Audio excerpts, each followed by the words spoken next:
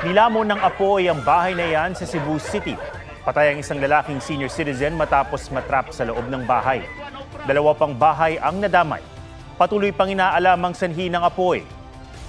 Sa Pangasinan, nagliyab naman ng isang motorsiklo. Ayon sa Bureau of Fire Protection, posibleng problema sa wiring ang pinagmula ng apoy. Nagsuntukan sa gilid ng kalsada ang rider at tricycle driver na yan sa Lambunao, Iloilo. Ayon sa mga pulis, road rage o away kalsada ang ugat nito. Sugatan ng tricycle driver, patuloy ang investigasyon. Dahil umano sa hindi nabayarang utang, hinampas ng bakal sa ulo ang isang lalaki sa Cebu. Sa Antipolo, pinagsasaksak naman ng isang tenant ang caretaker na naniningil sa kanya ng renta. Ang detalye sa report ni EJ Gomez. Bukas tayo mag-usap ng hindi ka nakainom. Huwag tayo mag-uusap. Lugi ako sa'yo eh. Takot ka naman ah. Lugi ako Nauwi sa matinding pagtatalo ang paniningil ng isang babae sa lalaki niyang tenant sa Antipolo sa Rizal. 5,000 piso ang renta para sa 2 buwang upa. Ang babae, caretaker at kapatid na may-ari ng paupahan. Ayon sa mga pulis, pinilit itong kumprontahin ng 36 anyos na lalaking tenant na nakainom daw ng mga oras na iyon. Lugi ako sa'yo, nakainom ka eh. Karang. Sisipain ko yan. Isa. Dalawa. Sumakas ka na tayo dito, Jess! Tumigil ka. Tumuha pa kayo kaya naman nila. Hindi na nagkunan ng video ang mga sumunod na pangyayari. Naririnig kasi ng mga kamag-anak niya yung allegedly yung pang-insulto ng biktima kung saan hindi niya na napigilan nung gabi na yon na sugurin at ambahan ng isang saksak. Nagtamo ng saksak sa dibdib ang 55 anyos na biktima. Di na siya umabot ng buhay sa ospital. Nabahan ko naman po yung pasensya ko kaso dumating sa puntong napuno rin ako. Blackout po ako ma'am, lasing na lasing ako eh. Nasa kustodiya na ng Antipolo Police ang suspect na maharap sa kasong murder. Sinisika pa namin kunan ng pahayag ang pamilya ng biktima. Sa kulungan naman ang bagsak ng 41 anyos na construction worker sa Cebu City. Batay sa investigasyon, hinampas niya ng bakal sa ulo ang e-bike driver na mahigit 1 buwan na raw hindi nakakabayad ng 600 pesos na utang. Gabi nagsugat mi. Bagaman ibalik siya niya, ni aksyon siya kuha og tubo. Mo to nga ni kuha sa pagbunal niya nako, mo ni ako kon igo. Nagsorry na siya sa biktima na nagpapagaling sa ospital. Inihahanda na ng pulisya ang isasampang kaso laban sa sospek. EJ Gomez, nagbabalita para sa GMA Integrated News. Pinatay na, pinagnakawan pa ang isang tricycle driver sa Bacolod City. Ayon sa pulisya, hinampas siya sa ulo ng isang pasahero gamit ang bato. Pag-amin ng sospek, pinatay niya ang biktima para nakawin at ibenta ang tricycle para maipagamot ang kanyang pinsan. Naharap siya sa kasong robbery with homicide.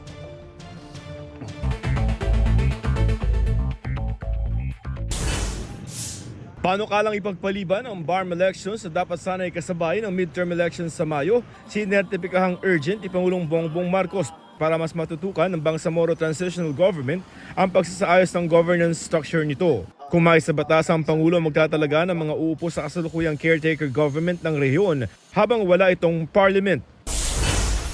80 paring nagsilbi sa Pilipinas may record umano ng sexual abuse ayon sa bishopaccountability.org. Isang grupo nagmamonitor ng clergy abuse sa buong mundo. Nasa 50 riyan ay mga Pilipino at halos kalahati naman ang pang-abuso ginawa sa Pilipinas. Ang Catholic Bishops' Conference of the Philippines nagtalaga na raw ng Office for the Safeguarding of Minors sa utos na rin ng Vatican. Pagtalakay sa mga panukalang taas sahod, tiniyak ng liderato ng Kamara na pabibilisin. Sinabi yan ni House Speaker Martin Romualdez matapos makapagpulong sa ilang labor groups. Isa sa mga isinusulong sa Kamara ang 200 pesos na dagdag sa minimum na arawang sahod ng mga manggagawa. Joseph Morong, nagbabalita para sa GMA Integrated News. Pinabulaanan ng Besting Colleges of the Philippines ang mga kumalat na anilay di totoong balita online kaugnay sa off-campus activity nila sa Hermosa, Bataan noong January 26. Gawa-gawa lang daw ito ng mga gusto umanong sirain ang imahe ng paaralan. Bukas daw sila sa independent fact-finding investigation na maaari nilang gawin ng Hermosa LGU. Bagaman may mga di umano inaasahang pangyayari, ginagawa daw nila ang lahat para matukoy ang pinagmulan ng di pagkakaintindihan. Humingi rin sila ng paumanhin sa mga estudyante at kanilang mga magulang, gayon din sa mga taga-Bataan na naapektuhan. Nag-viral kamakilan sa social media ang daing ng ilang magulang at estudyante kaugnay sa halos 4 na oras sa paglalakad umano ng ilang mag-aaral sa madilim na highway. Ayon sa ilang nakausap ng GMA Integrated News, hinahanap ng mga estudyante ang bus na sasakyan nila pabalik sa Quezon City na pumarada sa ibang barangay. I just wanted to say that I'm so sorry. All my people are getting attacked. Mexican-American singer Selena Gomez emosyonal sa isang deleted Instagram story dahil sa pagpapadeport ng undocumented immigrants sa Amerika. I'm so sorry. I wish I could do something, but I can't. Tugon naman dyan ang border SAR ni US President Donald Trump, itutuloy nila ang operasyon without apology. Jisoo ng Blackpink, pumirma ng kontrata under an American label para sa kanyang solo activities, kabilang ang i-release niyang mini-album next week. Alam niyo naman na bukod sa kanya, nagpapasaya sa akin ay, yes, let's unbox! Raver Cruz over the moon ng regaluhan ni Julian San Jose ng anniversary edition guitar ni Ed Sheeran. Nelson Canlas nagbabalita para sa GMA Integrated News. Kinilala ang husay ng Filipino nurses sa Philippine Nurses Association of America Foundation International Collaborative Conference kung saan nakiisa rin ang GMA International. Hinikayat ng Philippine Nurses Association of America Incorporated o PNAA ang mga nursing student na palawakin ang kaalaman sa larangan ng nursing at medisina. Mas malaki raw ang hamon ngayon sa mga nursing professional dahil sa emerging diseases at matinding pangangailangan ng mga nurse sa buong mundo. Kinilala naman ng prestihiyosong 60th Anvil Awards ang Panata Contra Fake News campaign ng GMA Integrated News. Gold Award ang iginawad para sa Public Relations Programs Best Use of Partnerships category. We would like to thank the 60th Anvil Awards for giving us this recognition. Especially this is a massive undertaking which GMA led. Almost 60 partners. Hindi dito natatapos sa award. Isa lamang itong pagbibigay halaga dun sa ginagawa natin, pero talagang mas lalawakan pa natin yung ating mission sa ating Panata Contra Fake News.